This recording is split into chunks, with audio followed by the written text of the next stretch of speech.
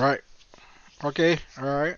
Um, you know, Joe Budden, Nicki Minaj, a whole conversation. Nothing more to the intro. There's no intro which is needed to all that.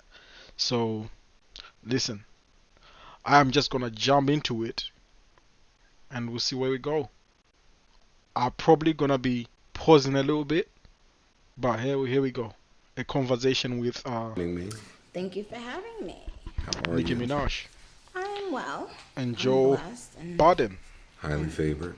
highly favored, yes. Let's go. I have so much to talk to you about. Where do I start? Where do I start? First of all, um, yeah. Before we even start, I want to look at it this way. I know Joe Budden used to be a straight shooter when it comes to Nicki Minaj, but I feel that that whole genuineness of him not being a straight shooter to Nicki Minaj faded when he did his last interview with Nicki Minaj. If that makes sense. I feel like now, of course, he's gonna ask, yeah, these questions, but I feel like all these questions he's gonna be asking are gonna be so like Nicki Minaj already knows what's coming, or she's already prepared for those questions. I don't know. That's just me saying this, but I'm just saying this is just what it sounds like. I feel like Nicki Minaj, if she really wants to do like a proper fucking interview, she should do it with academics. I feel like at the moment the only person Nicki Minaj can can do a real interview with is academics. Because I feel like not saying Joe Biden is like sold or like he's paid for. No, I'm not saying that, but I'm just saying I feel like academics would bring the real shit. Like, because I feel like academics at the moment, like as a media personality, as a podcaster, or as whatever, he's bringing the realness. He's bringing the truth. Joe, yeah, he is. But now, when it comes to Nicki Minaj, I don't buy it. I don't buy it personally. But anyway, let's go ahead and just see Start what he with has you. to say. I start with Nicki looks hot. you at where I start often with you is our BET cipher, Okay. right? Oh, she looks I so focused fine. there. I think that was '09, somewhere in that Top area. tier. She looks so hot. It was me, it was you, it was Wale, it was a few people there. And word was around. Nicki is in this cipher. Yeah, Really? word was around. Okay. Nicki coming, she spit, she rap. You better have your bars right. It was all of No, that. they. I'm telling you, Okay. I'm telling you Okay. what Webb was saying back then. He sends his love, of course. Okay. And then I had my little camera, and I was filming. We did some filming afterward. I handed you the cigarette. But when I watch it today, to see your evolution and to see my evolution with the Queen's roots and how it just all intermingles, it's like beautiful. And then I go to your Instagram and you post '08 Nicki and 2022 Nicki. Isn't that crazy? Out of nowhere, I just happened to post that. Yeah. But what does that Nicki say to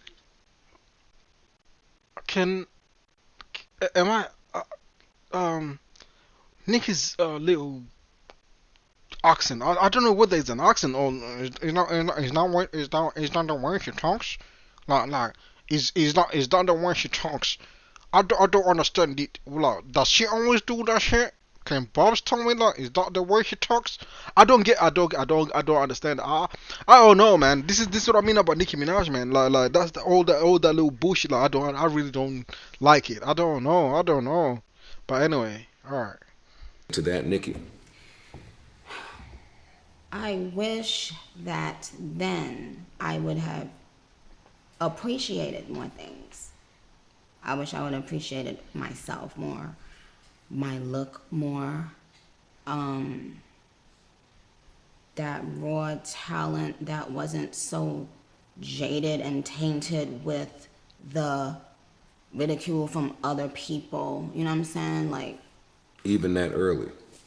Well, yeah, that early, I was still in that good place where artists are, where we are when we just start getting a little bit known, and we're thinking, oh, it's just I'm just about to do what I love and make people happy, and then before all of the other stuff comes in, you know what I'm saying? For label stuff, or you know, and remember, social media was just beginning when I started, so I was like everybody.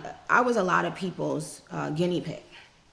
I was one of the first people. Mm-mm. No, no, no, no. Um. All right. Okay. I don't buy that. I really fully don't buy that because I feel like there was Lil Kim before you. You were not the guinea pig. Lil Kim was before you. I love you, Nicki Minaj. I love Nicki. Please, please don't get me wrong. I love Nicki. But I'm saying for you to say you were the guinea pig. No, I don't buy that. There was Lil Kim before you. Lil Kim, like the Queen Bee. The whole vibe you give off, the whole persona you give off, that was Lil Kim. So I'm not saying you didn't start some shit, but I'm just saying not this one. You're not the guinea pig. No way. Lil Kim was, and let's be real about all that. To be shitted on the internet, on social media, like non fucking stop. No. Every day I would go. Do you know how many times we shitted on Lil Kim being a Chinese woman? You know what I mean? And it was some new story, made up story, or you know, bad picture, or you know, it wasn't acceptable to have surgery at all or anything. Even though, and at that time, I had never had surgery. I had ass shots, which till this day I realize, even what I did, and even with me not consulting with anyone to do something like that, how insane that was. Like, it's not that you go to a doctor, a professional person. No, it's some random person Yeah, shorty in the Bronx. comes in. I was in Queens. Atlanta at the time. I was in Atlanta at the time. And actually what happened was I kept on being around Wayne and them. And at that time, you know, Wayne, he always talking about big booties and all. Wayne would have like a new chick in the studio every session. So it was Okay. always a new big booty. Creative support. That's what I like to call that. A new big booty there. Amuse. Right. Actually, yes. Amuse. Actually, it was. They were his muses. You like to look to the side and see something with some ass sitting there while That's you're trying to right. come up with a line. That's right. And yes, I want to make sure I don't downplay those women because they have a big part in the journey of a rapper's career. You know what I'm saying? Because when they are out there, they would give him that fuel. You know, them smiling, them listening. You know, he would do stuff and then just see organically what they would respond Of to, course. right? All of those things. So they were his Muses, but yeah. I just was around them all the time, and I was like sister. I was like the little sister with Wayne and Mac and all these boys, you know, J Mills and Gutta and all of them. And all I would hear them talking about is big butts. I like big butts and I cannot lie. No, alright. I can kind of understand where she's going with this. Like, I really fully get where she's going with this. Like, so basically, I'm pretty sure she's gonna say like, yo, with all these black men around her, idolizing black big butts. I mean, of course, if you don't have a big butt, of course you're gonna have to, you know, do them shot. Which is kind of understandable if that's where she's taking this conversation. But yeah, anyway, let's go. Let's keep going. And I didn't feel complete or good enough, good as those girls, because I'm like, oh my god, you know, this is what you're supposed to look like in the rap culture, and I don't look like that. And now, But that was you telling yourself that and not anyone else saying that to you. no, yeah, they never told me that. Well, no, I'm lying.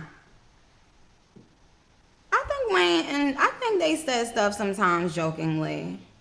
Okay. Jokingly. But to a young girl or Impressionable, up is and that what you're coming gonna go rapper for? or anything Okay. like that.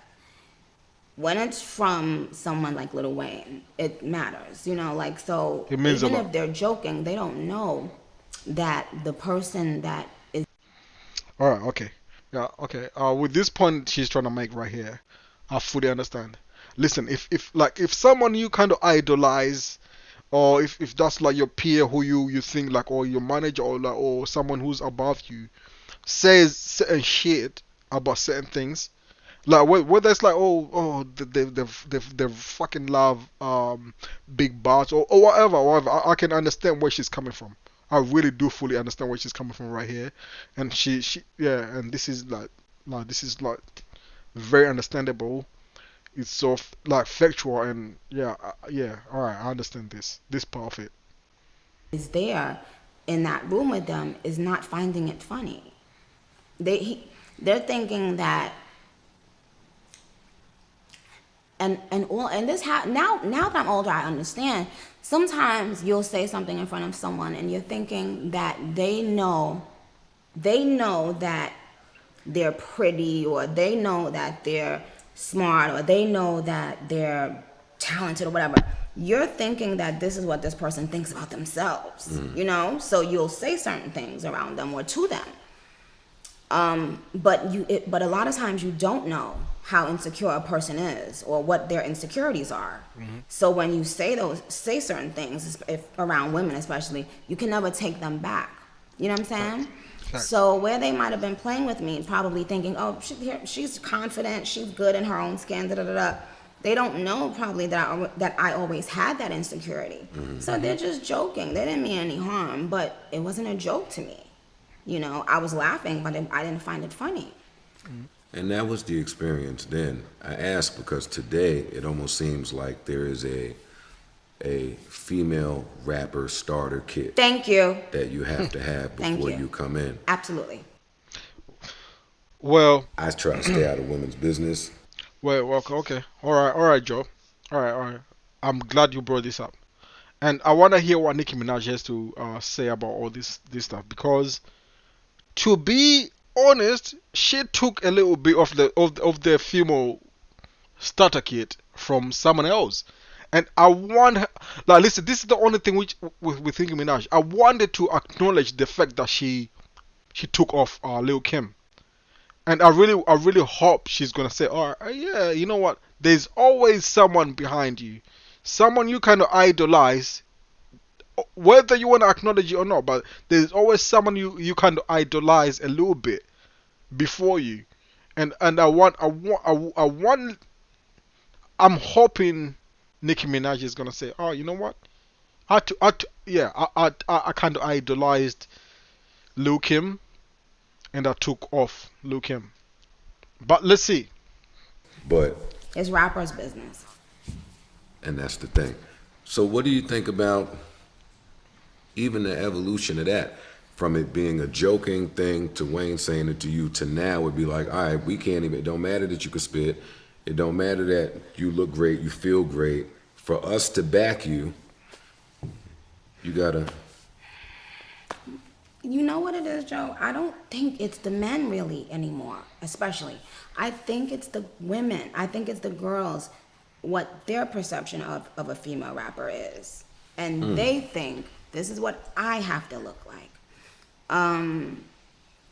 Like I remember I remember I would never see any female rapper wearing pink hair. Pink hair became a part of that starter kit. Yo, yo, yo, yo. No way. Nicki Minaj just said that shit. That's some dumb shit. Like, wait, no way. Let's see, Lil Kim pink hair. Let's see all that.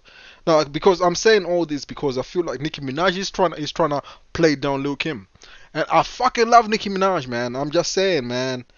Lil Kim pink hair. There we go. You know, this is Lil Kim in I don't know. Let's say this is Lil Kim in like 1997, 96. This is back in the day. This she was the biggest selling rapper but like she was the biggest selling female rapper out there. So yeah, I don't like the way Nicki Minaj is trying to play down Lil Kim's. I love Nicki Minaj. Don't get me wrong, Bobs. I love Nicki Minaj, but can we not play down Lil Kim's influence? Can we not play it down? Can we just acknowledge it, please? Acknowledge Lil Kim one bit. This is why I mean Nicki Minaj is not likable because of this bullshit. Like she has this. This is the chance for her to give flowers. Give flowers when someone is living. This is the chance, like to mend bridges. But she's not doing it. She's not doing it right now. Anyway, I'm just saying, man. Every female rapper will put on a pink wig at some point. And I remember that was just the Nicki Minaj thing. That's Nope. why when I said pink wig, thick ass, it was, oh, that's a iconic Nicki Minaj line because that's No. that's what she wears. Now it's everybody. Pink wig, thick ass, right? Do you hold yourself accountable for any of it? Yes, yes. And I used to say, well, because I was one of the first people saying, oh, I'm not these people's parents. But That's Lil Kim. now I get it. I look at it from a different perspective now because superstars inadvertently become role models, no matter what. You can be the weirdest druggie in the world. Lil Kim. If they like your music, they're listening Pink to it hair. over and over and over. It's programming. Earlier than And 90s, they might 96, try some of those 95. things they hear you talk about. I remember I had a conversation with Future one time in the studio, and he said something that I will never forget. And he laughed while he said it. He was like, "Yeah, people be thinking I do so many like people be thinking I'm really doing a lot of drugs because I rap about it all the time, but they don't even be knowing I'm a lightweight." I said, in my head. Snitching. Because there are a lot of people that are huge Future fans, for instance. And that's how they're going to feel closer to him because they're doing what they're hearing him rap about. Not knowing that he ain't on it like that at all. Not like that, no. So that's why it's important. But you can't fault an artist. See, that's the thing. Just because you say you are a role model doesn't mean you're telling someone you're bad. Even though we are role models, it's like, how can you tell a rapper you're bad because you rap about that? And you didn't clarify in your music what drugs or how much drugs or what, it's art. That would really, and I want to stress this because I know right now they're in court talking about how, their Lyrics right, and their like, impact. that's Can we use insane. them? That's insane. Could you imagine if we held film directors accountable for all the fucking murders they put in their movies? And actors. All right. Okay. All right. So, listen. This is part one. I'm gonna do this 10/24. Part one. Nicki Minaj, Joe Budden interview. This is gonna be the first part. But I'm coming back with part two. All right. All right. Okay. Let's stop with this now. All right. All right. Peace out. Until part two. Until part two.